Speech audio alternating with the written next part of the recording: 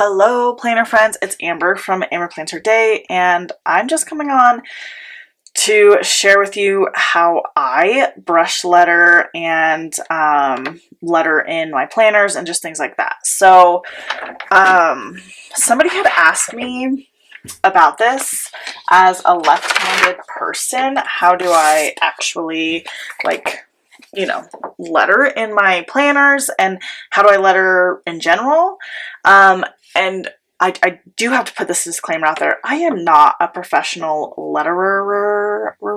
I don't know.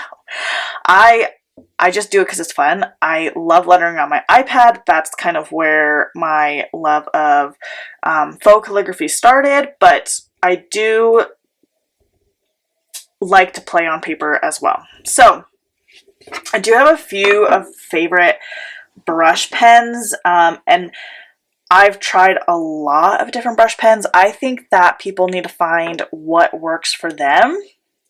And this is kind of what I've found to be some of my favorites. So I love the Zebra mild liner brush. I love Tombow Fendasuke.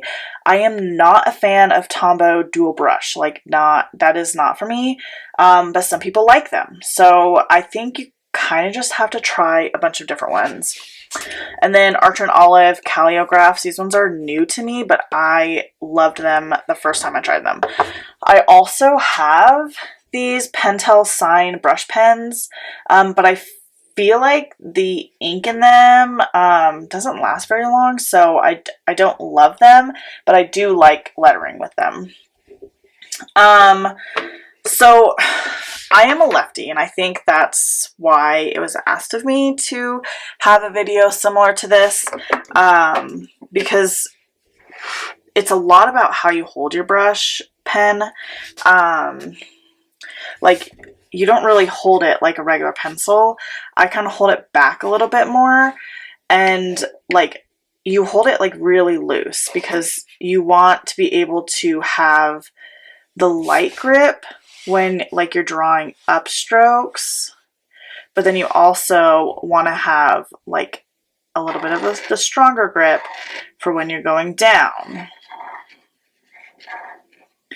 So that's kind of why I hold it down a little bit. And then also the reason I hold it down is because as a lefty, a lot of you guys know, if I was to hold it up here and be then I literally just smeared it all. When you're writing, you can smear it easier. So as a lefty, I like holding it down a little bit more.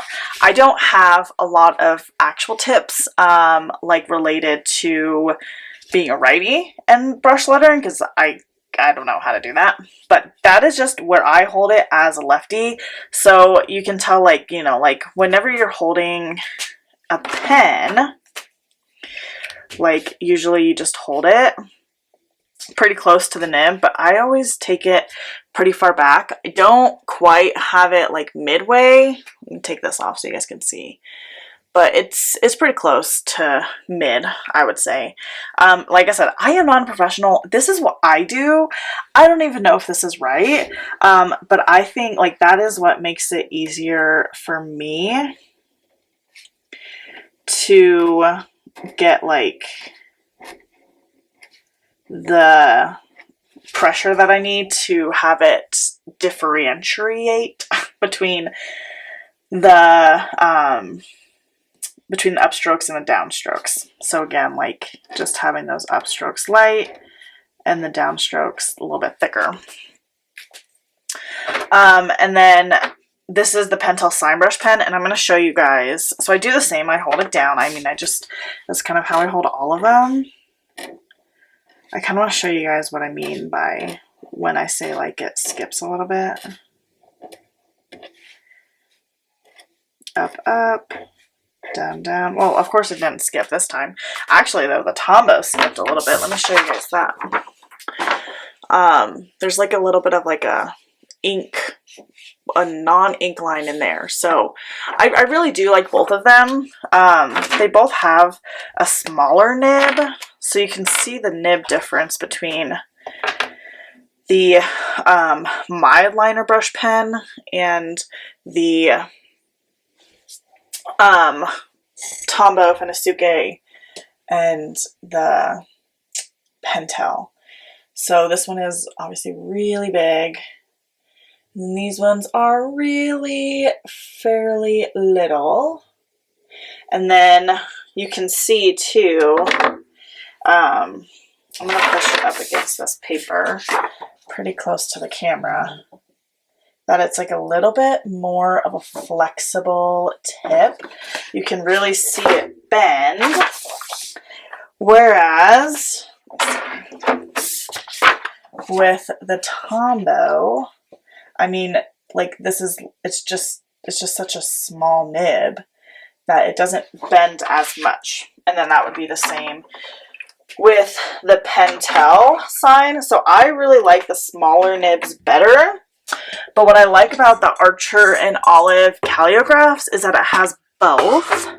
So that's like what I really genuinely like about these calligraphs from Archer and Olive, is that it has the big one that's like pretty flexible. And you can get like really like thick downstrokes. And then like just like having that big differentiation. But what I also like about them is they have the small nib on the other side. So the brush pen from Mildliner, the other side is just like a regular pen. Like this is just a regular marker pen. So I like this because it has two different brushes on it. So then you can see, like, I love this small one for writing in my actual planner because it's just so fine and the colors are magnificent. Like, I just love, love, love, love these calligraphs. So those are my like main go-to pens. I would say, yeah, I would say these four are probably my main go-to. For actually brush lettering, my number one, well, my top two for lettering in my planner is that Tombow Fendisuke brush pen, and then probably this Calliograph as of just recently. Like, I literally just got my first one maybe like a month ago. So those are my top two for in my planner. And then I kind of just want to give you guys some more like tips, I guess, about the actual brush lettering process, because I do it a lot different than a lot of other people, and I think that that's probably really important for me to just share, like, how I learned and my experience with it, because a lot of people talk a lot about doing the drills, and this is the drills here, like doing your thin upstrokes, doing your thick downstrokes, and then like changing it to, you know, like up and then down, and then I'm going to use the big one so you guys can see it better, and then down and then up. And there is definitely a good reason to do drills, and something that I'm still working on as like a letterer is my transition. So like this type of drill would actually be really helpful for me, and then so would the opposite of like up and down, because I do struggle with the transition of, like, you can see here in this like hello, how like it just kind of went from thin to like pretty thick, and like same with some of these ones here. Like, I struggle with that transition. So I don't think drills are wrong or bad. I don't do them very often. For me, the most helpful thing is just lettering and just doing it. And then being like, you know what, I didn't really like the way that hello, I always letter hello to, I don't like the way that one turned out, so I'm going to try it a different way. Another one I would suggest trying is like your name. I think that always lettering your name is like a pretty good and easy thing, because like, you know, you know that, and you can practice it, and you know if you think that it looks pretty good or not. So like,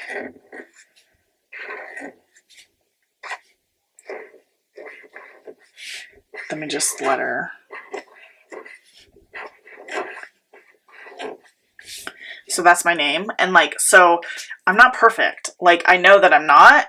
The B, like, this doesn't look very good to me. Like, the way that it, like, I should have started it down here and then had it come into the thick instead of like starting halfway. But that's just what happens. So, I guess I just like, I don't do drills. I just letter and I just practice. And if I don't like the way that it looks, I just do it and keep doing it and keep doing it until I do like the way that it looks. I do find value in practicing the alphabet though. Like specifically, like you can kind of find your style there with the alphabet. So like A, B, C, D. I find value in doing that because I think that then you can find your, like, what you actually like. G, H, I, J, K, L, M, N, O, P, Q, R, S, T, U, V, W, X, Y, and Z. So my lettering has changed over the years. I used to write my R's like this. And I still do occasionally, but then I also write them just like that. My T's, I kind of used to like, and I do that. I've been doing that a little bit more, but then I also went through a season where I just went like a straight across because I thought that looked really fun. I used to do my K's. I don't even know how I used to do my K's. Like that, maybe? And then I kind of switched to just like a very simple K. You can also go like, I don't even know what you can do. Like that. I mean, it just depends like how you learned cursive. Like, well, do people even learn cursive anymore? I don't even know if people learn cursive. But hopefully some of you guys know cursive. And if I don't know how to write something, I honestly just Google search it. Like capitals is one of the hardest things for me. So I usually Google search, how do I write a capital I, for example, because I's are like ridiculously hard for me. I usually write in lowercase nearly everything. So 1, it's okay to change your style. 2, I do suggest writing the alphabet just like kind of over and over again. Like you can write them. I think that kind of drill is really good because I love like a really defined A. So I like having like the downstroke a little bit away from the actual circle, but like some people just like to have it like a little bit more traditional, and that's okay too. Like it just depends. Like I like my stuff slanty and some people don't. So as a lefty, I find it natural like to kind of come in from like a topper angle instead of like straight on. So that's why like this one is kind of harder for me. Like I like kind of coming in and having it slanted. I mean, if you like this feels natural, you can always come in and turn your paper because then that looks a little bit more straight, if that makes sense. So I guess it just depends what you guys like. And then after I write the alphabet, like sometimes I just write the alphabet and write the alphabet, then that's when I just start writing words and I just play with it. Like, just like, I don't know, overcome. And then I just kind of like, okay, this is looking pretty good. This one's a pencil sign brush pen. And then some of the other things that I do like that they suggest with lettering and like faux lettering is to not have everything like sit on the same line. But overcome doesn't have any Y's and G's and F's, like things that kind of go down naturally or go up. So that's when they like, you know, like say that you can come in and add the dimension yourself. So like I put the E down a little bit, I put the M down a little bit, so then it just looks like a little bit more flowy, all of the directions. Yeah, so that's kind of what I do. I kind of like pick a few letters and I say, okay, this letter is going to go down a little bit more, and then some letters, like you can always like make your O really big in like the loop, and then I'm going to go down with the R.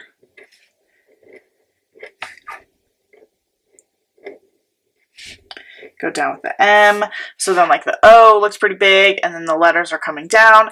So then you just kind of write the same word over and over again. Okay, I really like the way that this O came out. I really like the way that this R came out, but I really like this C. So then you kind of like learn, okay, so for this C, I, you know, wrote it a little bit more standing up or a little bit more slanted or things like that.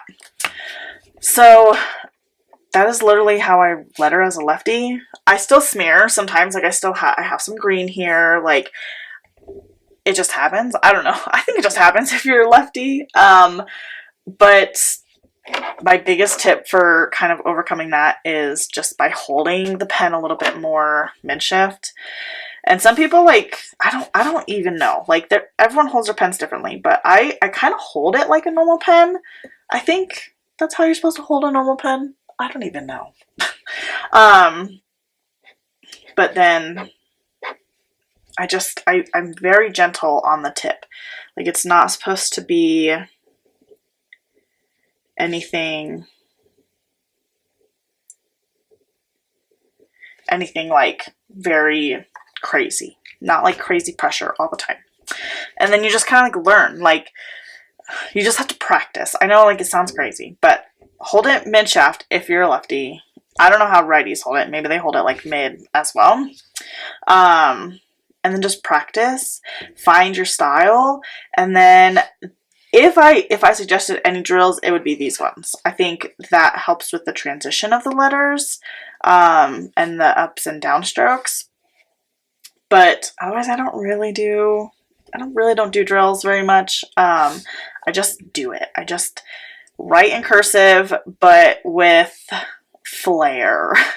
So anyway, you guys, I don't even know if this video was very helpful, just to kind of watch me letter and just do fun things with like brush pens.